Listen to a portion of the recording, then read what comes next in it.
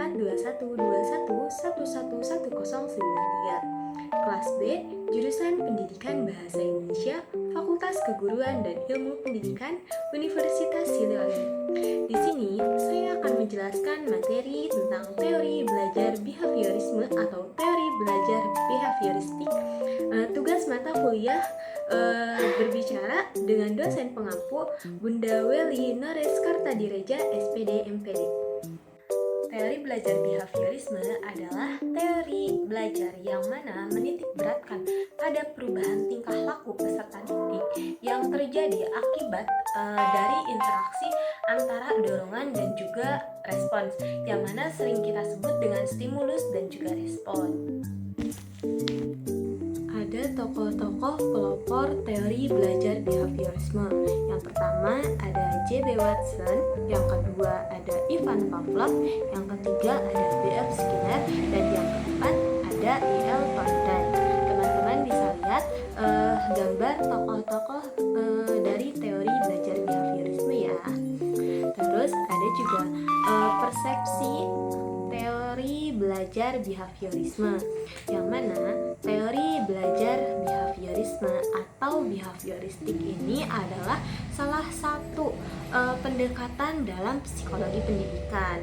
Nah, yang mana pendekatan tersebut itu meyakini bahwa anak-anak itu dapat dibentuk sesuai dengan apa yang diinginkannya oleh orang yang membentuknya, baik itu dapat dilakukan oleh guru ataupun oleh orang tua kita.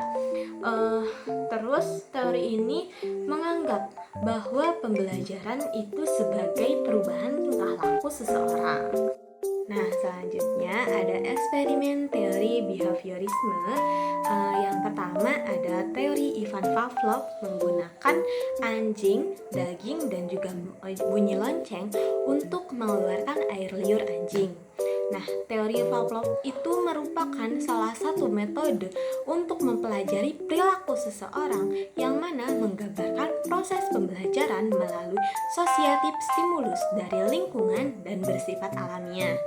Nah, dalam pandangan Albert, siswa ini akan belajar dengan cara meniru hal-hal yang dilakukan oleh orang lain, terutama guru dan juga orang tua yang berada di sekitarnya.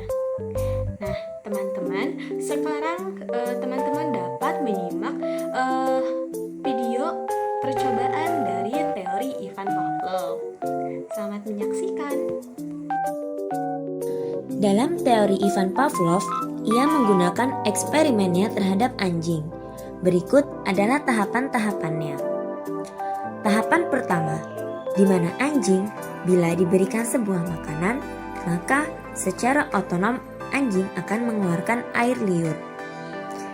Tahapan kedua, jika anjing dibunyikan sebuah bel, maka ia tidak merespon atau mengeluarkan air liur. Tahapan ketiga, ketika anjing diberikan sebuah makanan setelah dibunyikan bel terlebih dahulu, sehingga anjing akan mengeluarkan air liur akibat pemberian makanan. Dan tahapan keempat, setelah perlakuan ini dilakukan secara berulang-ulang, maka ketika anjing mendengar bunyi bel tanpa diberikan makanan, secara otonom anjing akan memberikan respon berupa keluarnya air liur dari mulutnya. Kesimpulan yang didapat dari percobaan ini adalah bahwa tingkah laku sebenarnya tidak lain daripada rangkaian refleks berkondisi, yaitu refleks-refleks yang terjadi setelah adanya proses conditioning atau conditioning process, di mana refleks-refleks yang tadinya dihubungkan dengan rangsang-rangsang tak berkondisi, lama-kelamaan dihubungkan dengan rangsang berkondisi. Dengan kata lain, gerakan-gerakan refleks itu dapat dipelajari dan dapat berubah karena mendapat latihan.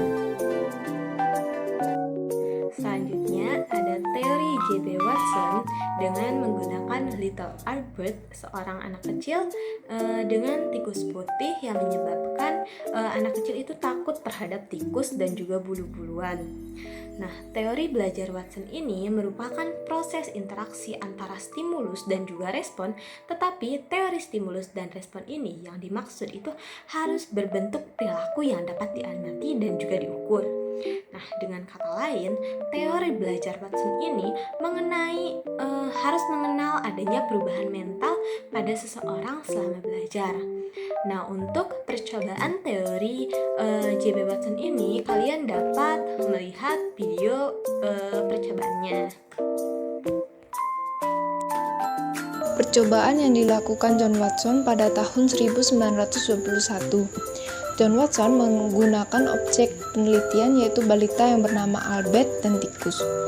Seorang balita bernama Albert yang pada awal eksperimennya tidak takut terhadap tikus. Kemudian balita tersebut diarahkan untuk memegang seekor tikus putih kecil. Dalam eksperimennya, Watson memulai proses pembiasaannya dengan cara memukul sebatang besi dengan sebuah palu setiap kali Albert mendekati dan ingin memegang tikus putih tersebut. Proses tersebut dilakukan berulang kali oleh Watson.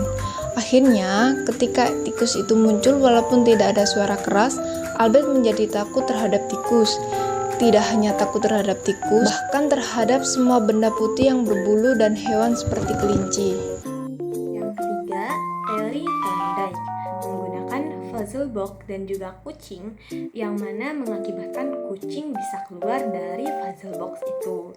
Nah, teori belajar ini yang dicetuskan oleh Edward Lee Thorndike mendefinisikan bahwa belajar adalah perubahan tingkah laku yang bisa diamati secara langsung sebagai akibat dari adanya stimulus-stimulus dan juga respon-respon melalui prinsip mekanistik yang bisa dilihat dari metode belajar trial and error. Nah, teman-teman dapat melihat eksperimen dari teori Thorndike sekarang. Dalam teori Thorndike, ia menggunakan kucing dalam eksperimennya. Tujuannya adalah agar kucing dapat keluar sendiri dari dalam kandangnya untuk mendapat makanan. Adapun beberapa tahapannya yaitu sebagai berikut. Percobaan pertama, kucing ditaruh di dalam kandang dengan pengait pintu, lalu di luarnya disediakan makanan. Dan pada percobaan pertama, kucing gagal untuk keluar. Percobaan kedua, kucing diletakkan di dalam kandang dengan pengait pintu sedikit direnggangkan, dan alhasil kucing berhasil keluar. Percobaan ketiga, kucing kembali diletakkan dalam kandang dengan pengait pintu yang terpasang, dan di luarnya diletakkan makanan. Pada percobaan ini, kucing berhasil keluar dan mendapatkan makanan. Nah, kesimpulan dari percobaan Thorndike. Nah, yang terakhir adalah ada teori Skinner, yang mana menggunakan Skinner box dan juga tikus. Skinner yang memiliki nama lengkap Burhans Frederick Skinner percaya bahwa suatu perubahan tingkah laku seseorang itu akan mempunyai konsekuensinya. Nah, selain itu, Skinner juga yakin bahwa setiap orang pasti akan belajar demi meningkatkan dan juga menguatkan tingkah lakunya agar tidak mendapatkan ganjaran yang buruk dan memiliki feedback yang bagus terhadap kita. Nah, ada juga percobaan teori Skinner, dapat teman-teman lihat ya. Dalam eksperimen Skinner, tikus ditempatkan di dalam kotak Skinner. Awalnya, tikus tersebut tidak mengetahui apa yang harus dilakukan. Namun, ketika tikus secara tidak sengaja menekan tuas, maka makanan tiba-tiba diberikan sebagai penguatan.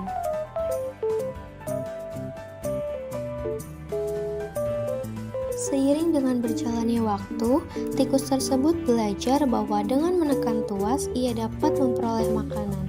Akibatnya, tikus mulai menekan tuas dengan sengaja dan berulang kali untuk mendapatkan penguatan yang diinginkan. Skinner mengamati bagaimana perilaku tikus terkait dengan tekanan tuas berkembang melalui proses penguatan positif. Selain penguatan positif, Skinner juga mengamati efek penghukuman dalam bentuk stimulus negatif jika tikus melakukan perilaku yang tidak diinginkan.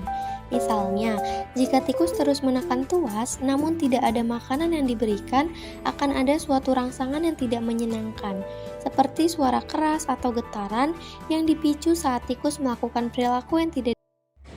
Nah, selanjutnya adalah hukum teori belajar behaviorisme.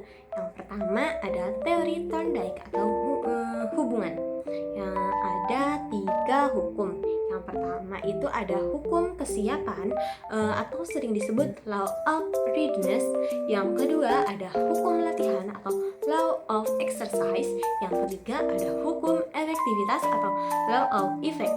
Nah, yang selanjutnya ada teori dari teori Ivan Pavlov yang mana merupakan sering disebut dengan pelaziman klasik yang berisi penguasaan, generalisasi, diskriminalisasi, dan juga penghapusan. Nah, yang terakhir ada teori Skinner yang mana pengukuhan dan juga dendaan atau hukuman. Yang mana hukum-hukumnya itu ada pengukuhan positif, ada pengukuhan negatif, ada dendaan, prinsip primek, dan juga pelupusan. Nah, selanjutnya ada prinsip teori belajar behaviorisme. Yang pertama, rangsangan dan gerak balas boleh dilazimkan. Yang kedua, rangsangan dan gerak balas dapat dikukuhkan melalui latihan. Terus ada motivasi yang memainkan peranan penting dalam pembelajaran. Terus ada juga pembelajaran boleh berlaku melalui latihan, pembiasaan, atau pengalaman. Terus selanjutnya dalam proses pembelajaran itu penghapusan boleh berlaku jika peneguhan tidak diberi, yaitu sekiranya tingkah laku tidak dikukuhkan melalui ganjaran, tingkah laku itu mungkin saja akan terhapus. Implikasi teori belajar behaviorisme. Yang pertama, memandang bahwa pengetahuan adalah objektif, pasif, tetap, dan juga tidak berubah. Terus selanjutnya, peserta didik itu dianggap sebagai objek pasif yang selalu membutuhkan motivasi dan juga penguatan dari pendidik. Proses pembelajaran dirasakan kurang memberikan ruang gerak yang bebas bagi peserta didik untuk berkreasi, bereksperimen, dan juga mengembangkan kemampuannya sendiri. Terus ditekankan pada penambahan pengetahuan, sedangkan belajar sebagai aktivitas mimetik yang mana menuntut peserta didik itu untuk mengungkapkan kembali pengetahuan yang sudah dipelajari dalam bentuk laporan, kuis, atau tes, atau juga laporan yang lain. Terus ada evaluasi menekankan pada respon pasif, keterampilan yang terpisah, dan biasanya itu menggunakan paper and pencil test. Terus mementingkan pengukuhan dan juga mementingkan yang lainnya. Sekian pemaparan materi teori belajar behaviorisme. Saya ucapkan terima kasih. Wassalamualaikum warahmatullahi wabarakatuh.